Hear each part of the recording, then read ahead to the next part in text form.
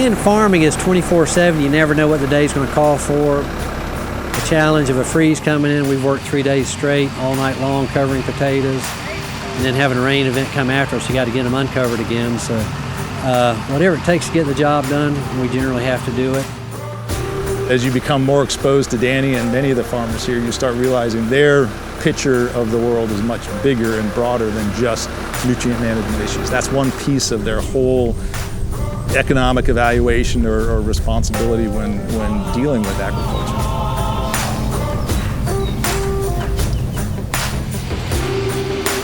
Located near the St. Johns River, just north of Hastings, Florida, sits Blue Sky Farms. Blue Sky is a 500-acre, fourth-generation family farm in the heart of Florida's potato country. In the Tri-County area, northeast Florida, there's about 18,000 acres of potatoes grown. 2/3 of those are chip potatoes, go into chip production. Ours are all go to table stock on Blue Sky, so they'll go in all the stores, Publix, Winn-Dixie, Costco. We basically feed the whole east coast of the U.S. during our time of the year, which is April, May. We grow 23 different varieties, reds, whites, yellows, and then a lot of specialty potatoes too, purples and red flesh potatoes. Currently, Danny is working on a new crop, the Violet Queen, a purple sweet potato that's very high in antioxidants and anthocyanin. Blue Sky Farms has partnered with the University of Florida Institute of Food and Agricultural Sciences on a number of projects focused on sustainability of local agriculture. Working with Danny on gypsum projects, potato variety projects, marketing projects. The biggest thing I probably worked with Danny on that's had the most impact has been on agricultural awareness.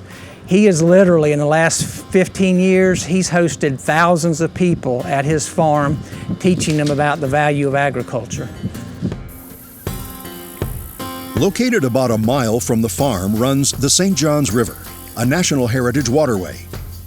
As an environmental steward and avid fisherman, Johns recognizes the potential impact of his operation on the surrounding area.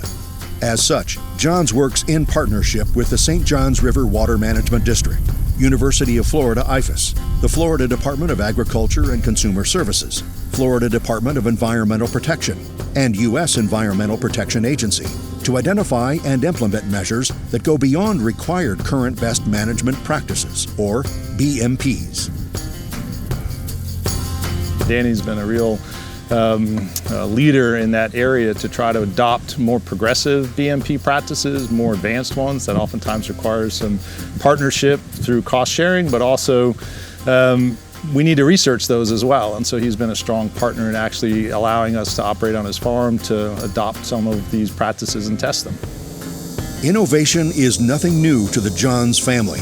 In 1923, Danny's great-grandfather and grandfather introduced Florida to the concept of horseless farming by being the first in the state to farm with tractors. Today, the family remains on the cutting edge of innovation by utilizing a multifaceted approach to fertilizing and irrigating its crops specifically tailored to his farm.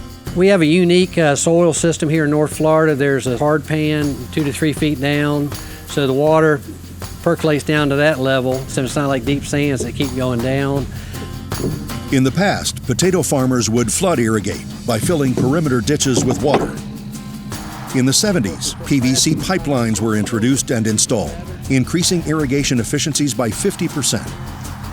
Irrigation drain tile has been the latest breakthrough to be utilized, which has further increased irrigation efficiencies by another 40%.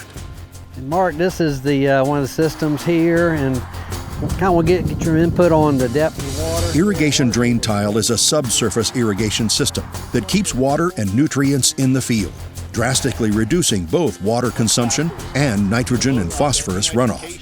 Since implementing these techniques, not only has water use decreased, but yields have increased. Blue Sky Farms has regularly partnered with the University of Florida to analyze its water and fertilizer use, and after a harvest, cover crops are planted to help prevent soil erosion, wind erosion, take up residual nutrients, and improve soil health. Cover crops are very important to us because it maintains organic material in the soil, so it makes it healthy throughout. So if you don't have a good cover crop, it could affect your crop 2 or 3 years down the line. So cover crops are critical for our process. Right, so the fact that you plant this very quickly after the potato crop, so if there's any nitrogen left, your cover crop takes all that nitrogen up. So there shouldn't be any nitrogen running off. Exactly right. John's dedication to environmental stewardship is reflected in his outreach. He hosts tours and workshops for local and international guests interested in initiating sustainable agricultural practices.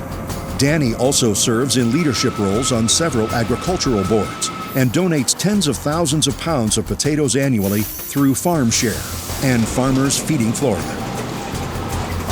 He's given of himself unselfishly by giving his time. He gives more time to the public, maybe sometimes to his detriment when things need to be happening on the farm for him to be profitable. He'll take the time to share with them the story of agriculture. When he's not farming or fishing, Danny can be found riding a surfboard. Growing up in St. Augustine, he has enjoyed surfing since he was 13 years old. Not surprisingly, surfing also plays a role in the farm's name.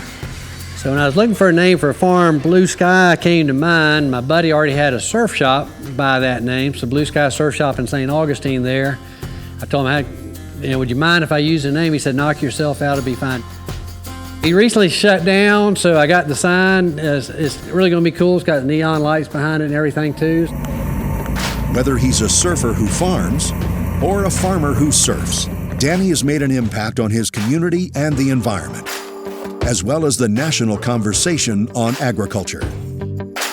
Agriculture gets a bum rap sometimes as far as environmental, hard on the environment.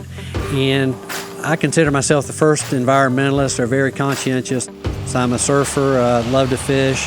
We farm right on the river there. Anything I can do to protect the environment, I'm all about it. I live right here on the farm, raise my kids on the farm. Our land is our biggest asset, so we don't want to do anything that could possibly harm it. We want to enhance it.